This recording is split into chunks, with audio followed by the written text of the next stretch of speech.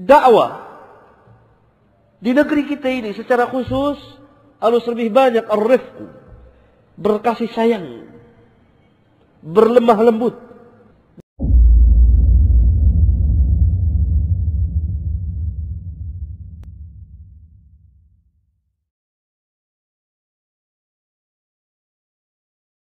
Bagaimana cara memberitahukan pengertian kepada orang yang sering melakukan bid'ah tanpa merusak silaturahmi? Barangkali ini karena ada hubungan darah, ya. Karena kalau yang bukan ada hubungan darah tidak dikatakan silaturahim. Karena mereka yang diberitahu itu tidak mau menerima bahwa apa yang mereka lakukan itu adalah suatu dosa. Alasan mereka adalah kalau itu suatu dosa, mengapa para ustadz dan kiai banyak melakukan perbuatan itu? Alasan yang sangat sederhana dan kenyataan dari orang-orang awam kaum muslimin, dari umumnya kaum muslimin, itu yang saya maksud. Kita hanya menyampaikan yang benar, bukan memaksa. Apa anta tukrihun nas hatta yakunu mu'minin?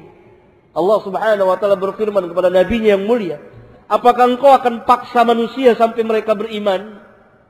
Kalau Nabi sallallahu alaihi wasallam sudah dilarang memaksa orang, apalagi kita.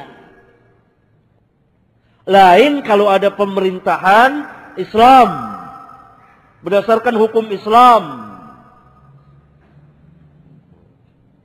maka ditindak yang menyalahi sunnah. Itu pun setelah diberikan hujjah, diberikan pengertian ilmu kepada mereka, dan mereka paham. Dan itu pun bagi ahli-ahli bid'ah yang menyeru kepada bid'ahnya. Dan harus dibongkar syubhat mereka. Ya? Dan kita hanya menyampaikan dengan cara yang baik. Dakwah di negeri kita ini secara khusus harus lebih banyak ar-rifq, berkasih sayang, berlemah lembut, dakwah dengan bijak, khususnya kepada umumnya masyarakat, mengadakan pendekatan. Karena apa? Ini problem umat ini, mereka banyak tidak tahu, termasuk juga kita. Tidak mengerti tentang din dan lingkungan di mana mereka hidup. Masjid, madrasah di mana mereka belajar. Semuanya demikian. Mereka tidak hidup di masyarakat yang semuanya muwahhidin, yang ada ulama-ulamanya, yang lebih banyak sunnahnya dari bid'ahnya, yang sunnah demikian kuat. Tidak. Mereka hidup di masyarakat yang bid'ah dan ahli bid'ah demikian kuatnya. Ahli sunnah setitik kecil. Maka tidak boleh kasar. Memperbanyak ad-da'wah ila Allah, menjelaskan kepada manusia, imma diterima atau tidak. Karena umumnya mereka tidak tahu. Diperkenalkan tentang manhaj dan seterusnya. Perlu kita ketahui, dakwah as-salaf, manhaj as-salaf, fitrah. Kenapa? Karena ini ada dakwah Islam. As-salaf, manhaj salaf itu Islam. Fitrah yang akan diterima oleh orang. Karena itu dakwah salafiyah itu tidak akan pernah susut. Setiap hari akan bertambah terus. Karena dia adinul Islam. Ini perlu diberi catatan. Ingat, tidak berarti bahwa yang di luar manhaj salaf bukan Islam. Tidak, ini di Islam yang hakiki, yang dibawa oleh Nabi yang mulia alaihi salatu wassalam. Dia fitrah. Maka itu setiap hari begitu banyak kaum muslimin yang kembali ke manhaj yang hak. Apabila kita mendakwakannya dengan baik, sesuai dengan kemampuan kita sendiri, dengan berkasih sayang kepada mereka, dengan yukhalitun nas, bergaul dengan mereka, bermasyarakat, tidak eksklusif, tidak mengucilkan diri. Dah. Afdalul mu'minin, kata Nabi SAW dalam sebuah hadis sahih atau sekurang-kurangnya hasan, dikeluarkan oleh Tirmidzi dan Al-Imam Al-Bukhari, bukan di kitab sahihnya tapi di kitabnya Adabul Mufrad. Yakni orang yang yukhalitun nas, orang mukmin yang utama yang yukhalitun nas, bergaul, bercampur dengan manusia.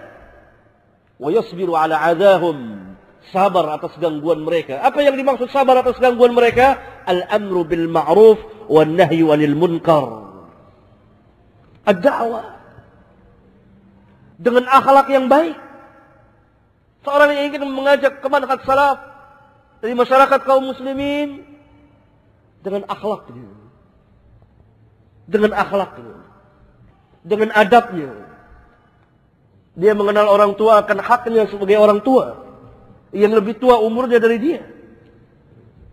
Dia mengenal hak sama muslim, mengucapkan salam, bukan pasang muka angker. Tidak ada senyum. Saya lihat pemuda, duduk. Saya di masjid ngadap kiblat, duduk dia sila. Saya waktu itu jadi imam, saya malu lihatnya. Di sampingnya orang tua. Pada orang tua ini baru ikut kita ke manhaj salaf. Sopan. Saya selalu mendekatinya. Yang dia ustaz. Ya, iyalah gitu ya. Kaum kita kan kalau gampang gitu ya. Kiai atau apa gampang gitu ya. Orang-orang sholat juga. Jangan. Orang apa orang? Nggak boleh. Nah ini mencoreng. Dari orang-orang atau anak-anak muda yang baru turun gunung. Apalagi sama orang tuanya.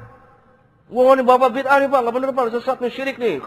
Waduh, orang gelagapan. Gelagapannya apa ini orang ngomong nih? Ah dia terjadi apa bid'ah? Orang ini kiai, ustaz. Ya sederhana. Tapi kita harus ad-da'wah ila Allah dan tatbiqul amal. Ilmiah. Karena dakwah Nabi bersama para sahabat, qul hadhihi sabili ad'u 'ala Allah. Ala basiratin ana wa man ittaba'ani. Ala basiratin, al-basira, ilmu. Tidak kasar. Allah katakan kalau Nabi kasar, keras, sahabat yang di sekelilingnya akan bubar. Ar-rifqu. Khususnya pada kaum kita. Mereka tidak kenal. Harus diberitahu dulu, harus tegakkan hujjah. Karena ini fitrah dakwah salafiyah ini, fitrah tidak akan pernah susut. Antum lihat. Terus berkembang. Di mana-mana di seluruh negeri ini. Sampai ke pelosok-pelosok. Dari mulai anak-anak sampai orang-orang tua hadir belajar. Salah satu tadi orang tua saya sudah umur 70 lebih. Dia ikut mendampingi kita dakwah salafiyah. Dia katakan baru umur 70 tahun inilah saya tahu. Dan dia membela. Fitrah dakwah salafiyah. Jadi kalau andai kata orang tidak mau, nggak apa-apa. Barangkali dia mau yang lain kali nanti. Jangan ngotot. Jangan ajak manusia kepada diri kita. Yang kalau orang tidak ikut dakwah kita panas. Jangan. Orang ikut dakwah kita senang. Berarti itu kita mengajak ke diri kita. Ini diterangkan oleh Syekhul Islam bin Taimiyah rahimahullah taala di Majmu' Fatawa. Mengajak manusia ke jalan Allah Jalla wa'ala. Dan jangan mengecilkan manusia. Jangan merendahkan, meremehkan. Tidak boleh. Boleh. Seorang beramar sekuat kemampuannya. Ada kejadian yang sangat mengharukan dari dua orang sahabat. Antum tahu kisah Mu'az bin Jabal radhiyallahu taala anhu mengimami manusia baca surat Al-Baqarah, salat Isya. Baca surat Al-Baqarah. Salah seorang keluar dari salat.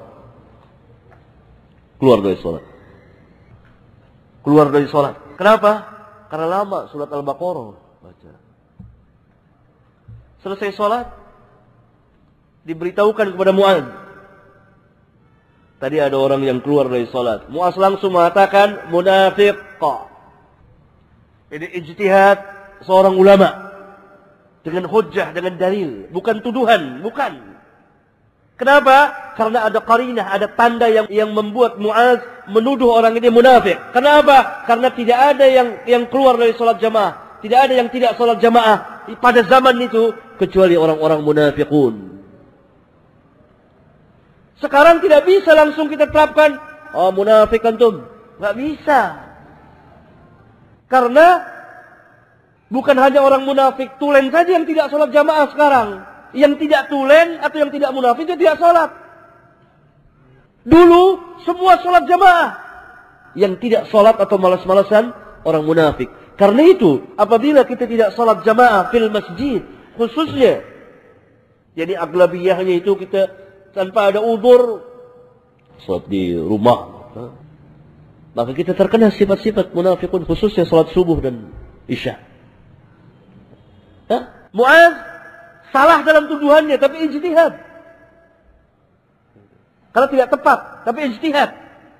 Ajrun wahid. Karena itu Nabi SAW tidak menyalahkan Muaz ketika Muaz menuduh orang ini munafik. Tidak. Yang disalahkan oleh Nabi apa? Jadi imam baca terlalu panjang. Itu yang disalahkan. Tapi Nabi langsung tuduh munafik ya. Ada qarinah. Kalau kita sembarangan tuduh-tuduh orang seperti zaman sekarang, zaman tuduhan. Tuduh ini, tuduh ini, tuduh ini, tuduh ini. Tidak bisa kita dakwah. Saya pernah mengatakan, atau berapa kali mengatakan kepada jama'atut takfir, kelompok yang tukang mengkafirkan orang. Saya tanya, baiklah, kalau kaum muslim ini kafir, taruhlah kafir. Lalu apa faedahnya kita kafir-kafirkan mereka? Dari segi dakwah Islam. Apa faedahnya? Kalau mereka memang kafir, ya kafir. Tapi apa faedahnya? Bukankah tidak lebih baik kita angkat dari kekufurannya kepada Islam? Kalau dikatakan itu kafir, padahal tidak kafir sama sekali. Lihat. Orang itu tidak senang dituduh oleh Muaz bin Jabal radhiyallahu anhu munafik. Dia datang kepada Nabi SAW mengadukan halnya. Dipanggil Muaz. Ditegur keras oleh Nabi SAW. Apa engkau menjadi tukang fitnah kepada manusia ya Muaz? Apa maksud tukang fitnah? Tukang uji orang. Diuji manusia. Sehingga manusia ada yang kuat, ada yang tidak kuat. Kalau tidak kuat dia akan lari dari agama Allah. Maka tidak boleh kita membuat orang lari dari agama Allah. Tidak boleh kita membuat orang jauh dari manhaj salaf. Tidak boleh. Boleh. Maka adab dan akhlak utama. Lihat akhlak Nabi yang mulia, akhlak para sahabat ridwanullah alaihim jami'an. Apalagi kita yang hidup di negeri ini. Harus sabar, sabrun jamil. Wa yasbiru ala adahum. Bergaul dengan masyarakat, dakwakan masyarakat. Tidak setiap orang yang mengerjakan bid'ah lalu kontan dia dikatakan mubtadi. Tidak. Tidak bisa kita terapkan perkataan para a'immah. Nggak bisa, langsung letterlock. Kalau ketemu dengan ahlul bid'ah di satu jalan, nyingkir. Kalau sekarang ada tuh orang bingung. Di jalan tahu dia ke sana, ngapain ini orang? Bingung, orang nggak tahu. Kalau dulu kenapa? Ketahuan ahlus sunnah. Kalau semuanya sunnah, yang bid'ah bisa kelihatan berkeliaran di jalan. Kalau sekarang yang sunnah ya nggak kelihatan. Nggak bisa, ada waktunya, ada nyannya. Dan bermanfaat atau tidak kalau mau tahdzir orang.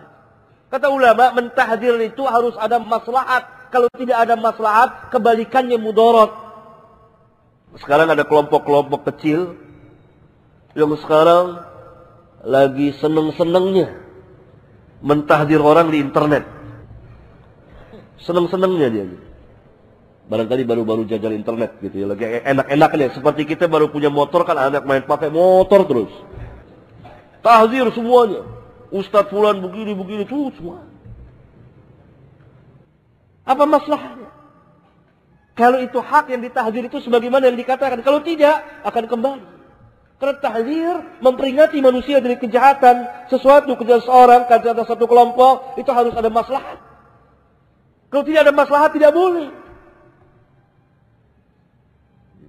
Ini dakwah yang besar, dakwah yang agung, yang sedang berkembang belakangan ini di negeri ini. Yang dulu pernah ada, hilang. Pernah ada, hilang. Karena suasana dan zaman tidak memungkinkan pada zaman itu. Zamannya peperangan dengan Belanda dan seterusnya. Sulit komunikasi dan lain sebagainya. Dan kita di zaman modern, zaman yang sangat canggih. Perkembangan hati. Ada hikmah yang sangat dalam. Berkembang ke seluruh pelosok dunia. Dan di negeri kita ini berkembang terus. Maka itu al-ilmu amal. Ilmu amal. Ilmu amal. Lihat. Rasulullah SAW peringatkan Muaz. Apa engkau menjadi tukang fitnah. Membuat manusia lari dari agama Allah. Lari. Jauh. Kabur. Lalu Nabi SAW bertanya kepada sahabat yang keluar dari sholat ini. Ya, ini alasannya apa? Jadi dia punya pekerjaan, mau mengairi sawah ladangnya subuh. Ya, nggak dilarang oleh Rasulullah SAW. Bagaimana Nabi SAW ajarkan kepada Muaz, salat Isya baca Sabbihis, wasyamsi wadduhaha, wadduha, Iqra dan seterusnya yang semakna dengan itu. Kemudian Nabi SAW bertanya kepada orang itu, ya ibna akhi, wahai anak saudaraku, apa yang kau baca dalam solatmu? Apa dia jawab? Saya baca Al-Fatihah. Kemudian saya berdoa kepada Allah, mohon jannah dan berlindung dari neraka. Apa jawab Nabi SAW? Apa Nabi katakan? Oh, sedikit tuh, kecil. Mesti baca. Enggak. Nabi SAW tidak katakan demikian. Nabi katakan, saya dan Muaz kurang lebih sama denganmu. Kata-kata yang menyejukkan. Kata-kata yang tidak merendahkan seseorang. Padahal dia hanya baca Al-Fatihah saja. Tidak direndahkan oleh Nabi yang mulia sallallahu alaihi wasallam. Karena itulah yang baru dia mampu. Saya dan Muaz kurang lebih di seputarmu. Kurang lebih sama. Kalian. Orang ini berkata, nanti Muaz akan buktikan siapa saya. Ini saya hakikinya bukan orang munafik. Selesai satu peperangan, Rasulullah SAW panggil Muaz. Mana musuhmu? Cari musuhmu. Jadi tadi ternyata Nabi membuktikan SAW bahwa orang ini mati syahid. Mati. Ini gabungan dari seluruh riwayat yang ada. Dikeluarkan hadis ini oleh Bukhari, oleh Abu Daud, oleh Ahmad, oleh Al-Imam At-Tahawi, dan lain-lain digabung jadi satu. Jadi panjang apa yang saya terangkan secara makna tadi. Lembut terhadap orang-orang yang tidak mengerti, tidak tahu. Itu pada zaman Nabi SAW hanya satu dua orang. Apalagi pada zaman kita bermasyarakat, beragam, bermacam. Tapi dakwah ini fitrah. Manusia akan terima. Tidak dapat tidak. Kalau memang kita dakwahkan dengan baik.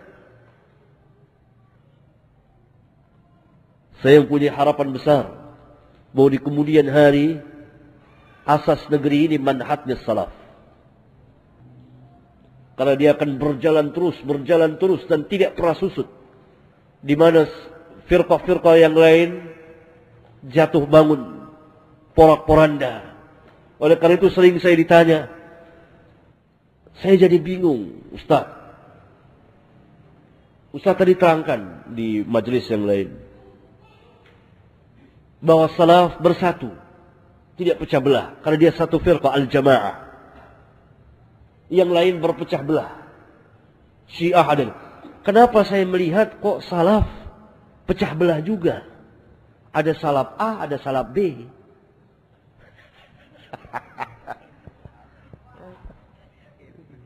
Hah? Ini orang awam. Wajar dia bertanya. Bingung. Dia buka internet. Tuh. Ini ngaku salaf. Kok